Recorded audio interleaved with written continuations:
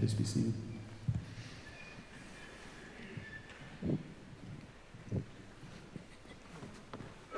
Hello, everyone.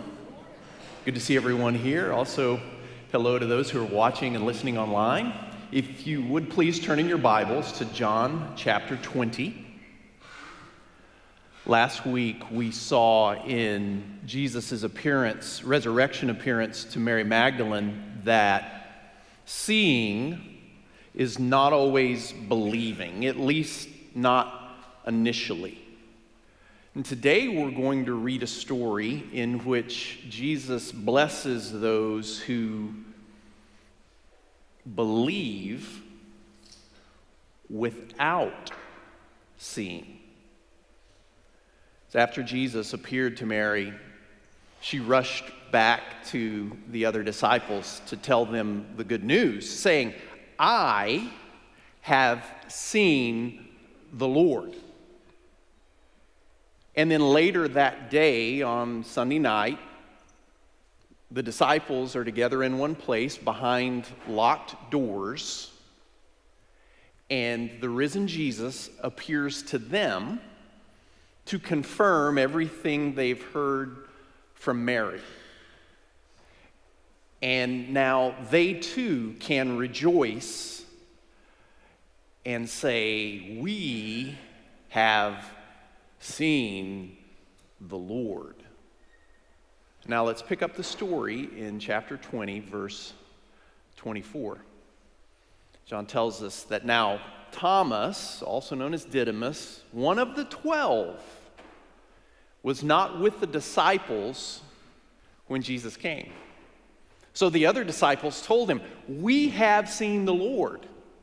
But he said to them, "Unless I see the nail marks in his hands and put my finger where the nails were and put my hand into his side, I will not believe." I can identify with Thomas. I also feel badly for him. Of all the days to skip church, I don't know why he wasn't meeting with the disciples on Sunday night. Maybe he got caught up in the Wizard of Oz. If you know, you know. I know not all of you know, but a few of you know.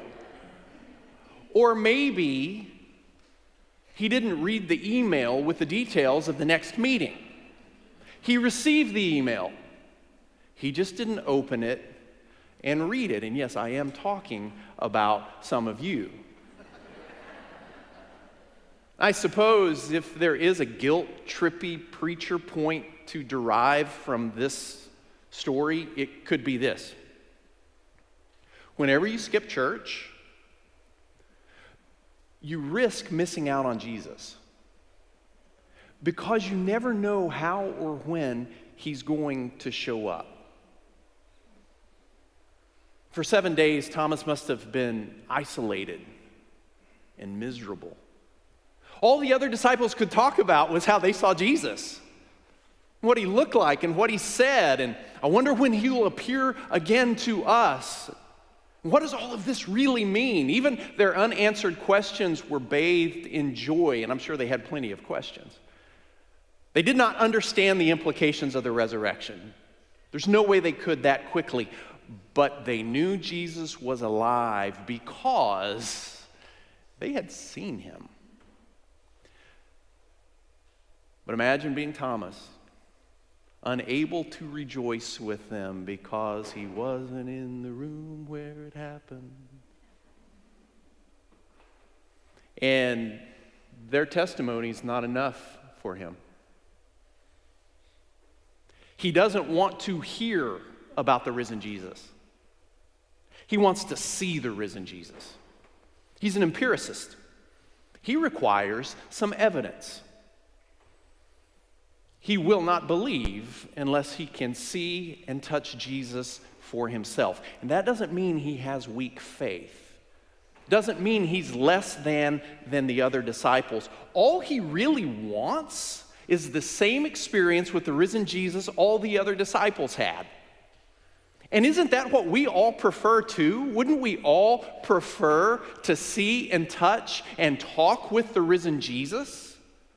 So how can we ever fault Thomas for wanting the same thing the other disciples had and the same thing we all wish we had? 7 days later, the disciples are together again in one place, behind locked doors. And this time, Thomas is with them. I bet he didn't let the disciples out of his sight for a week. No more skipping church for him. Where are you guys going? I'm there. Because if Jesus is going to show up again, he wants to be there. So verse 26, we read a week later, the disciples are in the house again. Thomas is with them. And though the doors were locked, Jesus came and stood among them and said, "Peace be with you." And then he said to Thomas, "Put your finger here. See my hands? Reach out and put your hands into my side. Stop doubting and believe." Jesus appears much as he had previously, but this time he singles out Thomas. And he invites him, perhaps playfully, to touch his scars and to put his hand in the side where the soldiers pierced it with a spear. Jesus knows Thomas's conditions for belief, even though this is the first time they've been together, which means Jesus has somehow already been with Thomas, even though Thomas couldn't see him. And there's no indication in the story that Thomas then actually reached out and touched Jesus' scars or put his hand into his side, although I do love Caravaggio's rendering of this moment, and the way Jesus is guiding Thomas's hand. It seems the sole purpose for this appearance from Jesus was to give Thomas the proof he needed to believe. And seeing the risen Jesus transforms Thomas from a doubting skeptic into a true believer who makes the most explicit confession of Jesus' divinity in the Gospel of John, saying in verse 28, "Oh, my Lord and my God." After all the allusions in John's Gospel to Jesus' divinity, after all Jesus has said and done to reveal his divinity after his arrest and trial and crucifixion and his resurrection appearances, it's finally Thomas, the doubter, who declares what John told us was coming way back in chapter 1, that Jesus is God in the flesh. God walking among us. But Thomas had to see it to believe it. And this leads Jesus then to pronounce a blessing. Verse 29, on those who have not seen and yet have believed. Oh, it's good, Thomas. You've seen, now you believe, but blessed are those who believe without seeing. And this blessing is for the first generation of Christians who heard the disciples' eyewitness testimony and believed in the risen Jesus without seeing him for themselves. But it's also for subsequent generations of Christians who have heard and believed without seeing and still declare Jesus to be their Lord and their God. This blessing comes down all the way to you and to me. For we believe without seeing.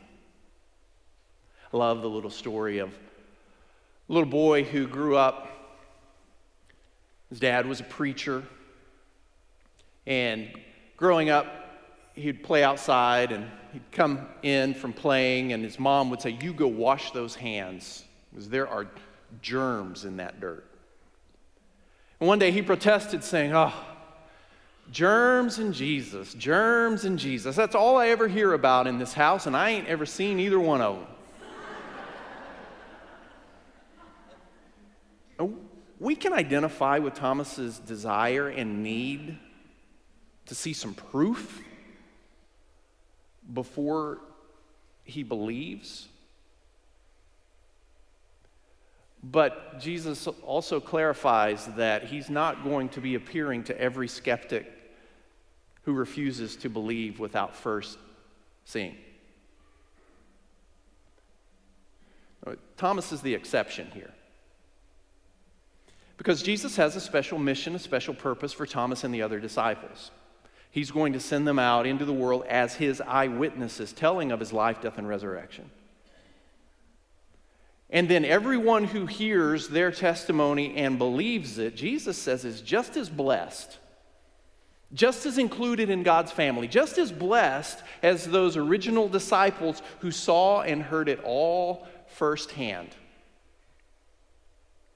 And then from this blessing, then John transitions straight into his purpose for writing the gospel, because there's a connection between being blessed because you believe without seeing, and John says why he wrote this whole thing in the first place. He says in verse 30, Jesus performed many other signs in the presence of his disciples, which are not recorded in this book.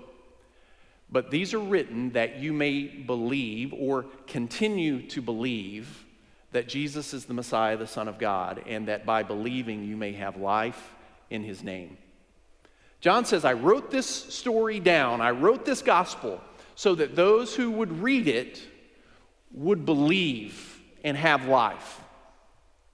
In the original language, though, the verb John uses that gets translated as believe can be translated as either believe, come to believe, as in believe in for the first time, come to faith.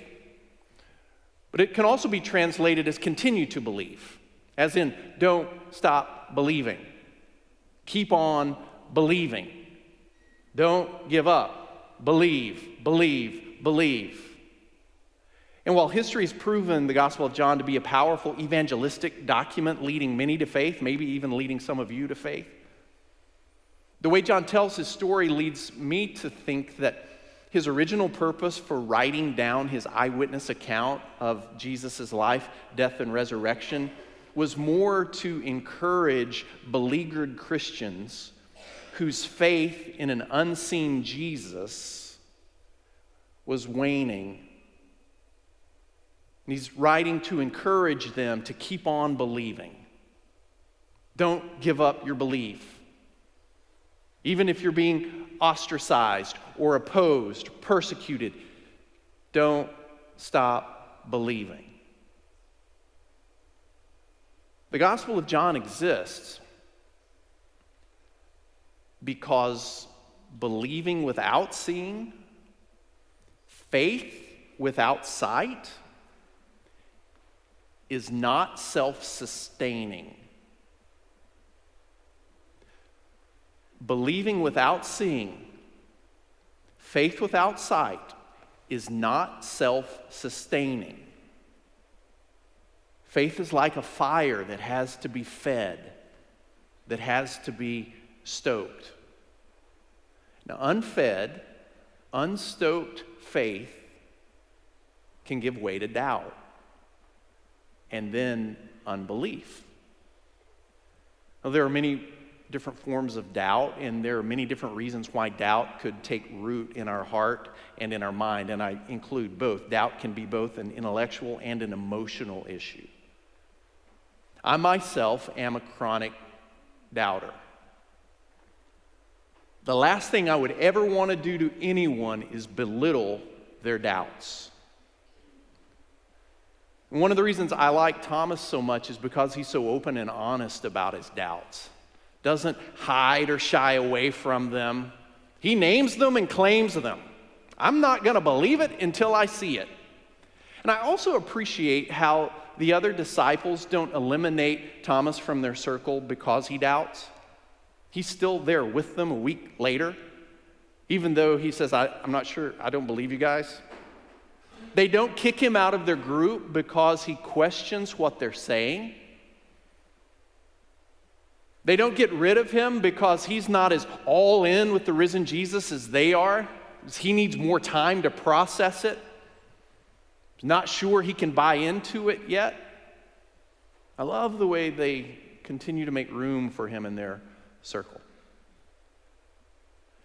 As a chronic doubter, I know a thing or two about how doubt works.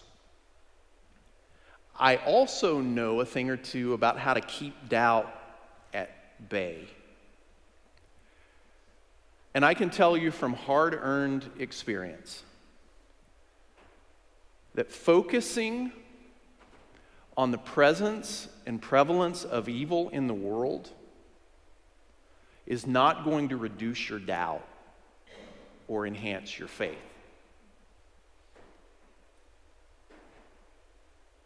Nor is focusing on the inexplicable suffering of the innocent, or focusing on the foibles of the church, or obsessing over the hypocrisy of Christians.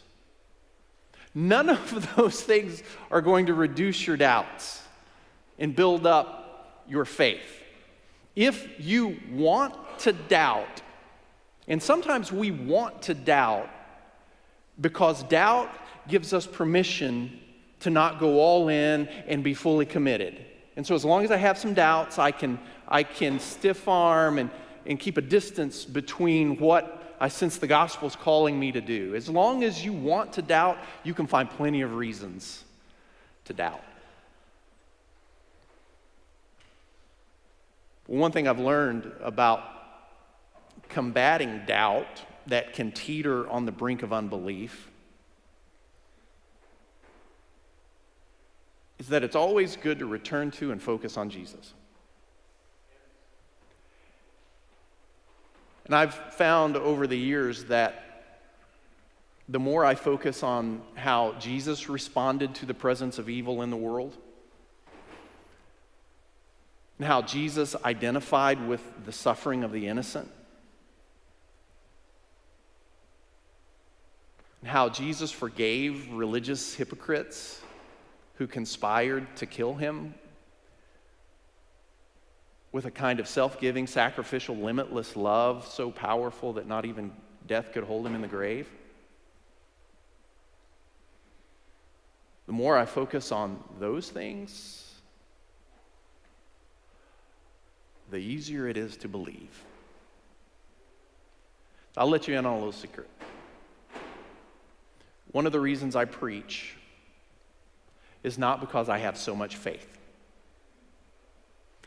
It's because I have so many doubts. And preaching keeps me tethered to the faith-building, faith-feeding stories about Jesus told in the Gospels. Spending a great deal of my time reading and studying and writing and preaching about Jesus is one of the ways I fight back against the doubts that are always there. And if for whatever reason you find your faith in the risen but unseen Lord fading or failing, I can't emphasize enough the importance of focusing on the eyewitness accounts of Jesus' life, death, and resurrection told in the Gospels, and doing it with other people who believe. In other words, the more you doubt, the more you need to read the Gospels, and the more you need to stay connected to a church. There really is a danger in skipping church. And the more you doubt, the more you need to keep returning to those places where Jesus tends to show up. Now, we know Jesus We can't demand that he show up in person to squash our doubts. But there are some places, there are some spaces, there are some instances where Jesus tends to show up and reveal himself. Many times it's when other believers, disciples, are gathered in a space like this to read Scripture and pray together and sing together and gather around the table and share communion together. This tends to be one of the ways and one of the places where Jesus makes himself known, especially to those whose faith is fading. So when in doubt, keep returning to the gospel, the true story of Jesus' life, death, and resurrection. And keep returning to the gospel with other believers. Because it's this gospel. It's these eyewitness accounts written down by Jesus' first disciples and then passed down to us. It's this gospel that feeds our faith, that stokes our faith, that encourages our faith so that we can experience and enjoy the blessing Jesus calls forth on those who believe without having to see. Let's stand for the benediction.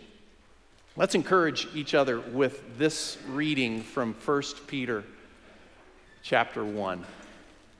Let's read this verse to one another today.